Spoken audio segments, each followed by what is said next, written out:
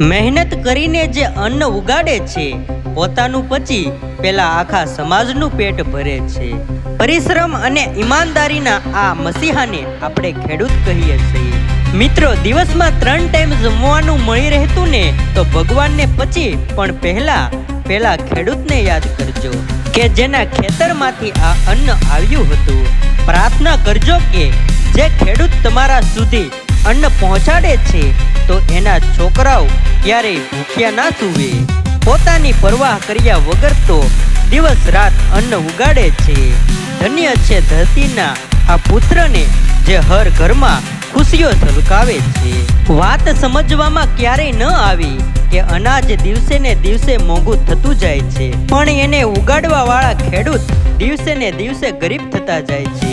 ભગવાનનો નિયમ કેવો અજીબ છે, ખાવા વાળાને સુરક્ષિત રાખે છે ને ખવડાવવા વાળાને તકલીફમાં। પરિશ્રમ એની મિસાલ છે, પરંતુ કરજાના એની ઉપર નિશાન છે।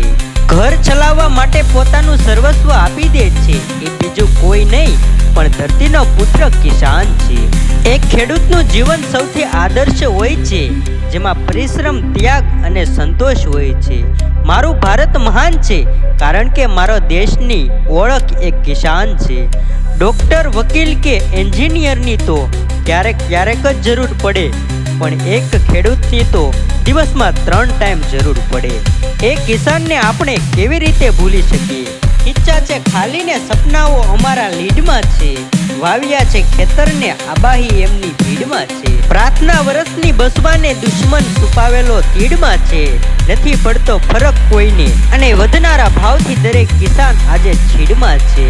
એક ખેડૂતની વેદના દર વર્ષે કોઈને કોઈ ઠોકર ખાઉં છું, ક્યારેક વરસાદની વાટથી તો ક્યારેક તીડ અને જીવાતોના પ્રહારથી, ક્યારેક પાકોના દામથી તો ક્યારેક તેજ તુફાનથી। પણ શું કરું, હું રહ્યો એક ખેડૂત, પોતાની જાતે જ ઊભો થાવ છું, કારણ કે હું જમીનથી જ આત્મનિર્ભર અનંત છું। દાતારીમાં એ આ તાત, પ્રભુ પછીની પૂજનીય આ બીજી નાત। જ્યારે થતી હોય કોઈની દિલેરીની વાત, પ્રાર્થના પહેલા યાદ આવે જગતનો આ તાત। સૌનું પેટ ભરનારને અન્નનો કોળિયો દેનાર, ધૂળમાં નાખી ધાનને પોતે ધૂળને ઓઢતો આ તાત।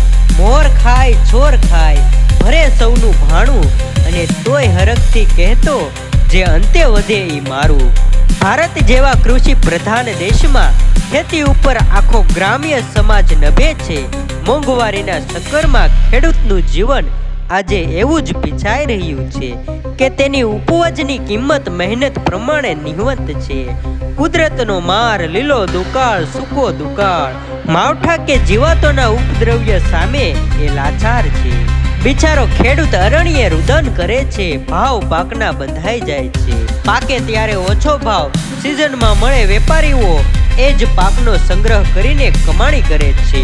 ઉત્પાદન કરનાર દેવામાં સપડાતો જાય એવી અવદશા છેલ્લા 15 વર્ષથી ચરમસીમાએ છે। સબસિડીનો બોજો સહન ન થાય એવો આર્થિક તજજ્ઞ બાગ પોકારોને ફળ સ્વરૂપ ખેડૂતના ઇમ્પોર્ટેડ વીજળી, ખાતર, સિંચાઈ, બિયારણ બધું આસમાની ભાવે। થોડીક બૂમાબૂમ પડે એટલે થોગડા મારતી રાજકીય પોલીસ બને, પણ ખેડૂત છેવટે બેહાલ થઈ આત્મહત્યા કરે। મિત્રો, આ દેશના ખેડૂતની ભૂમિકા સર્વસ્વ છે, ત્યારે મારી આ વાતને લોકો સુધી પહોંચાડવાનું કામ તો તમે કરી જ શકો ને। આ વિડીયોને વધુમાં વધુ લોકો સાથે શેર કરો, અને મિત્રો, આ વિડીયોની કોમેન્ટમાં જય જવાન જય કિસાન લખવાનું ભૂલશો નહીં। આવા જ અવનવા વિડીયો જોવા માટે અમારી ચેનલને સબસ્ક્રાઈબ કરો।